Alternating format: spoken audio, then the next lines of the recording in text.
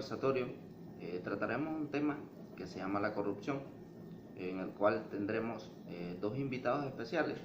¿Verdad? La corrupción en general es un conjunto de actividades ilícitas que comprenden la malversación de fondos, de caudal público, la compra de influencias, el nepotismo y el conflicto de intereses en nuestra sociedad. ¿Cómo se presenta el fenómeno de la corrupción en Honduras? La corrupción en Honduras no es apenas producto de la mala conducta de actores individuales, sino que abarca un sistema institucionalizado que sirve para beneficiar a un cerrado círculo de miembros de la élite.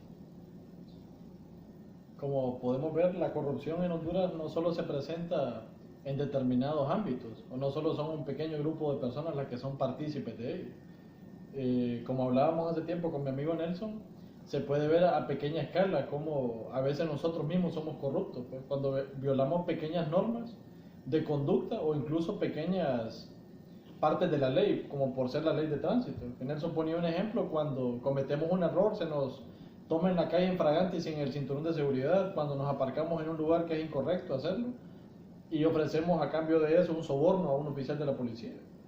¿Por qué lo hacemos? Porque el sistema se maneja de esa manera. Pues lo que hacen los habitantes, los ciudadanos, es acoplarse. ¿Quiénes son los principales autores de la corrupción en Honduras?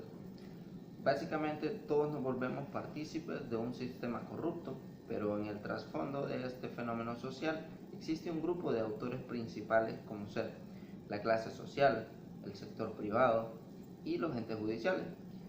En generalidades, cabe destacar que todos los miembros de estos grupos no son partícipes de actos corruptos. Sí, bueno, la clase política es la que más influye en la corrupción, ¿verdad? La que más tiene actos de corrupción.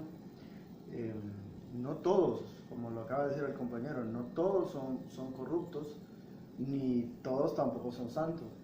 Tanto la sociedad se vuelve partícipe con el hecho de simplemente quedarse callado, sabiendo que existe la corrupción, queda callado. Entonces, hay una manera indirecta de ser partícipe, porque avala, porque no se indigna, porque por temor también a ser reprimido también no actúa.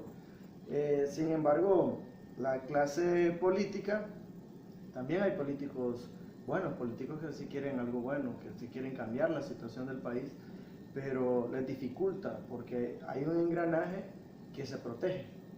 Se apoyan y se protegen, ¿verdad? Se dan contratos, como lo decíamos, se adjudican contratos,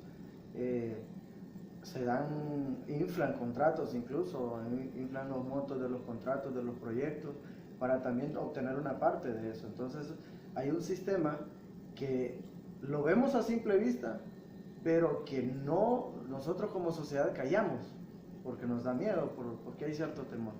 Y la clase en sí judicial, al momento de impartir justicia, lo vemos en el caso más reciente, de periodistas que por presentar pruebas de actos de corrupción o por denunciar la corrupción son perseguidos políticamente, ¿verdad? Incluso muchos tienen que irse, otros son encarcelados y se les adjudican otro tipo de delitos para decir no se le estaba metiendo por esto, se le está metiendo por esta otra cosa. Entonces también los entes judiciales, porque no aplican la ley, o la ley es selectiva, eso también. Bueno, como dice el compañero Nelson, al final estamos viendo que se trata de un sistema bien elaborado, pues, un sistema que está bien planeado y organizado para ejecutar actos ilícitos. Como podemos ver, el sector privado influye de manera estratosférica en la corrupción, ya que, por ejemplo, en nuestro país tenemos un monopolio en lo que es la industria, en lo que es la banca, en lo que es el comercio, que maneja todos los ámbitos económicos del país. ¿Cuál es el daño colateral que causa la corrupción en Honduras? Influye en todos los fenómenos que afectan a la población en Honduras, como ser el desempleo, la inseguridad, la educación de baja calidad, la pobreza extrema, la emigración e incluso hasta la imagen que tiene la comunidad internacional sobre el país y sus gobernantes. Pues como dice el compañero Marcial, vaya, por ejemplo, si hablamos de desempleo, en Honduras, según estadísticas del Instituto Nacional de Estadística, se dice que en Honduras hay 4 millones de personas, 4 millones de la población que están desempleados. y la otra parte que es asalariada, dicen que el 75% de los que son asalariados no ganan una cantidad justa o un salario justo para cubrir todas sus necesidades. Entonces podemos ver que son condiciones precarias y podemos ver que la población de Honduras anda como en 9,5 millones, ya casi vamos a ser 10 millones de habitantes. Y es triste que casi la mitad de la población no tenga un trabajo, no tenga opciones a poder laborar de manera digna. También en la pobreza extrema, ¿cómo influye? Según datos de la CEPAL, más de 400,000 nuevos pobres ingresaron en el último año, en el último periodo, a formar parte de las filas de pobres. Y dice también datos de la CEPAL que 7 de cada 10 hondureños están en la pobreza. Y de esos 7, 6 o 5 están en pobreza extrema. Entonces vemos que hay riqueza. El presupuesto de la República cada año aumenta. Incluso relacionando ese presupuesto, el presupuesto actual, con los últimos 10 años, prácticamente se ha duplicado, triplicado el presupuesto general de la República. Pero eso debería de impactar también en las mejores condiciones de vida de la población. Lo que sucede también es que se aumenta el presupuesto general de la República, pero no se aumenta como debería para invertirlo en educación y en salud, en vivienda digna también para la población y para atraer inversión, sino que se invierte casi siempre en material bélico. Estábamos investigando que solo una granada cuesta 5,000 lempiras, una granada de esas que se utilizan para reprimir las protestas o para dispersar a manifestantes. ¿De qué manera se puede mitigar la corrupción en Honduras? Transparencia Internacional da una serie de recomendaciones para poder disminuir los índices de corrupción en los países afectados por este flagelo. Como por ejemplo, tenemos que la sociedad civil y los gobiernos deberían promover leyes que se centren en el acceso a la información. Este acceso ayuda a mejorar la transparencia y la rendición de cuentas al tiempo que reduce las oportunidades de corrupción.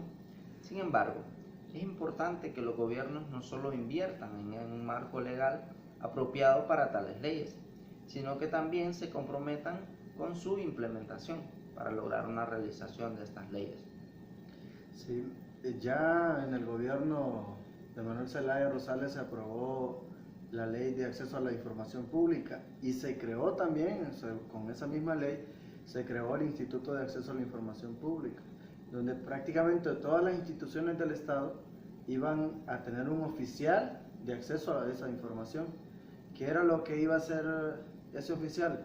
Era subir esa información a una plataforma, iba a subir cada una de las cosas que hacían las instituciones públicas, contratos, reuniones, pagos, planillas, acuerdos, absolutamente todo lo que tenía que ver en esa institución pública.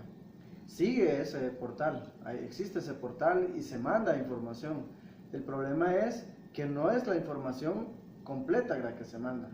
Aunque podemos ver en los medios de comunicación que se premian a institutos políticos, se premian también a instituciones por el hecho de que sacaron un 100% en la nota de transparencia, de haber subido toda la información al portal de transparencia. Sin embargo, cuando uno ingresa a ese portal, usted dice, pero ¿de dónde surgió eso? ¿Cómo salió este dato? No está más detallado, pues, sino que solo le da generalidades, solo le da montos generales. En este espacio queremos agradecer la participación de nuestro buen amigo Nelson Rubio, que se hizo presente, y de nuestro amigo Cristian en este conversatorio que fue de interés para mi persona y espero que para todos las personas que puedan ver este video les sea también de agrado. Gracias.